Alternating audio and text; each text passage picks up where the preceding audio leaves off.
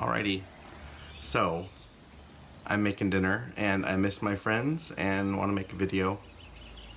Maybe you want it, maybe you don't, maybe I want to do it, so whatever. Tonight and it's been so quiet all day now, all of a sudden everything's going on outside, whatever. So I went to Costco yesterday, I braved the Costco, and they had a chicken's butt. They had their rotisserie chickens, but they were uncooked. So I'm like, right on. I felt like a score.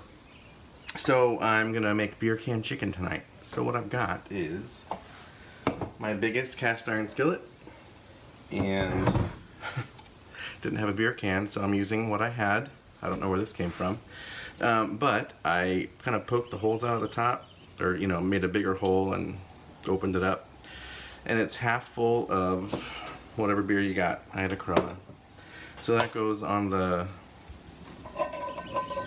here, on this. That's a cast iron skillet. Totally forgot what it was.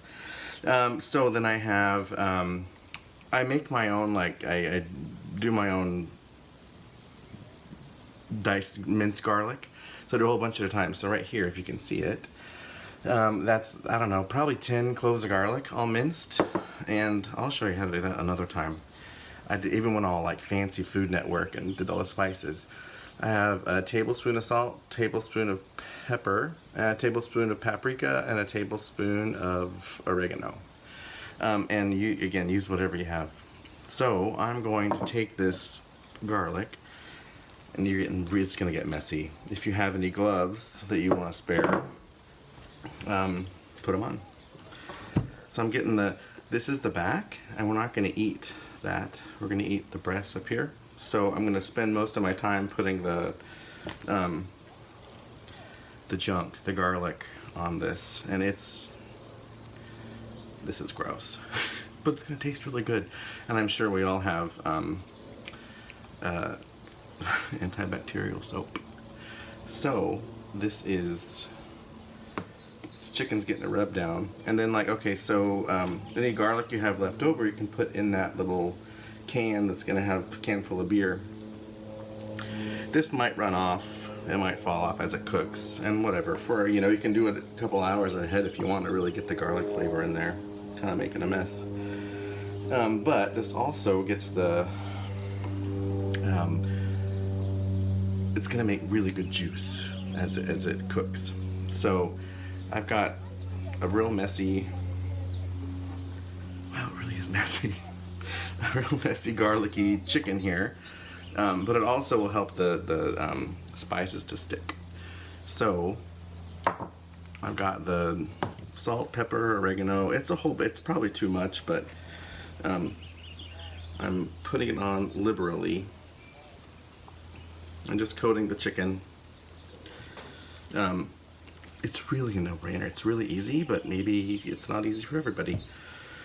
So I'm getting this well coated.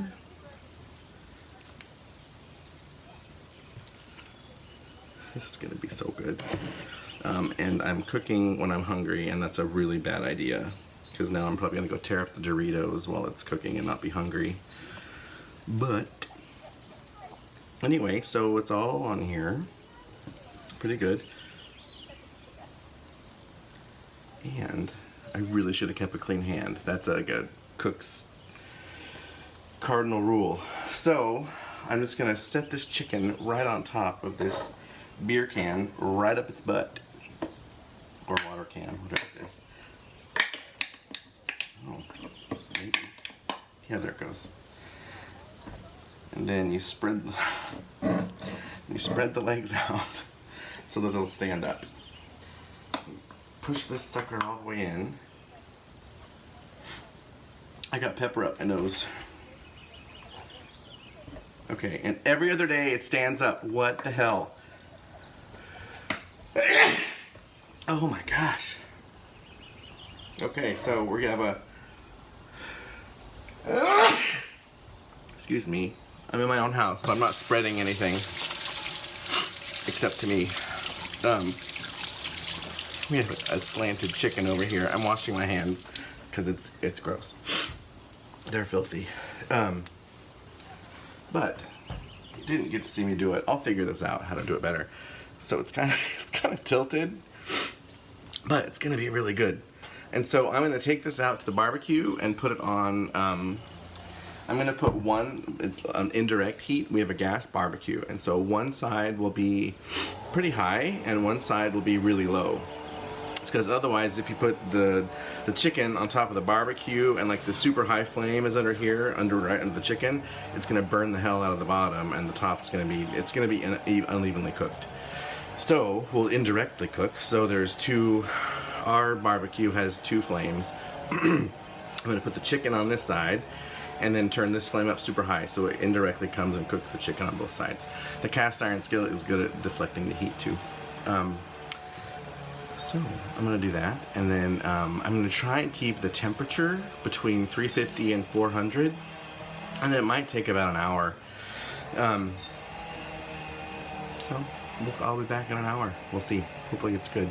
Hopefully I don't really mess this up. That'd be quite a video, wouldn't it? Like I said, it's been quiet here all day, and now my neighbor, he's retired. He decided to weed eat without his clothes or shirt on. It's not the best sight anybody could think of. And then, oh, we put our Christmas lights up. Do you see them? A little bit of joy. Don't judge the dirty grill, but if you can see it, it's on half. So this half, the gas is on low, and this half, the gas is on pretty high.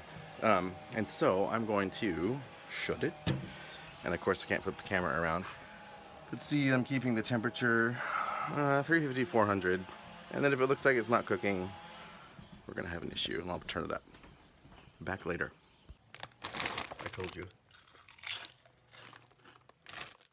Okay, so also with the chicken we're having broccolini, and that's kind of a lot. This is some really good olive oil, 43ranch.com, I'll bet. Otherwise you can find it on Facebook. This is some amazing olive oil, and I think most of us watching this will know who makes it.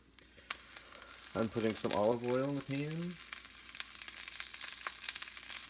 liberally, and then as it cooks, I'll add, this is a chopped up piece of, that's kind of loud, wasn't it?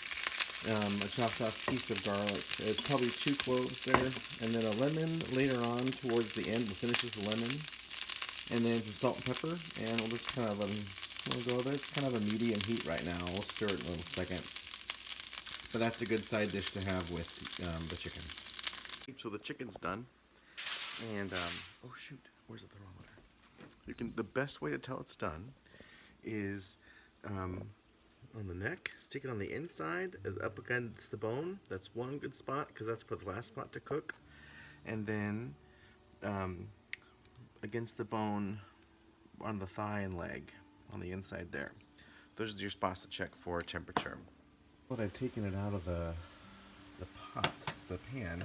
There's a lot of really good juices left in there. I dumped out the beer can, and then I put in a cup of chicken broth. Of course, we make our own. This is 1 teaspoon of cornstarch and 2 teaspoons of water. And you're supposed to whisk as you put it in, but one hand's busy. So that's it. So now, as it cooks, it's gonna thicken, and that is your sauce for the chicken. So I hope you've enjoyed this very much. I miss you. Take care of yourselves, you guys. The sauce is bubbling away. It's time to eat. That took a while. That was a big chicken. So that was like an hour and 40 minutes actually. But it was a big ass chicken. You just want to cook it till it's 160 on the inside. It should be 165, but you take it up at 160, it'll rest, and 155, 160, it'll rest and come up to temperature. It's called carryover cooking. Anyway, I miss you all very much, and we'll be flying again soon. And until then, enjoy your COVID-19 pounds that we're all gaining. Ooh. Happy cooking!